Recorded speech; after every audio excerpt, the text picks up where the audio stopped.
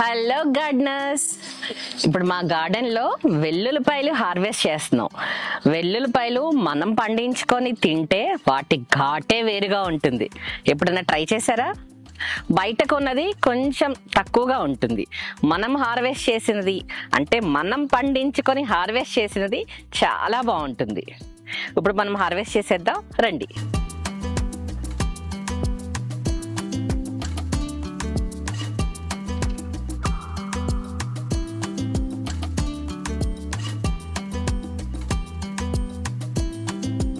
వచ్చాయండి. మళ్ళీ మొలకలు కూడా స్టార్ట్ అయిపోయాయి. సో ఈ మొలకలు వచ్చినవి మళ్ళీ రీప్లాంట్ చేసేస్తాను. నార్మల్గా మనకి రౌండ్గా ఉంటాయి కదా, అవి మట్టుకు మనం వాడుకుందాము. ఇదండి ఇప్పుడు వెల్లుల్లిపాయ హార్వెస్ట్ చేసింది. ఇవి మొలకలు వచ్చేసాయి కదండి, ఇవి మళ్ళీ ప్లాంటేషన్ చేసేస్తాను.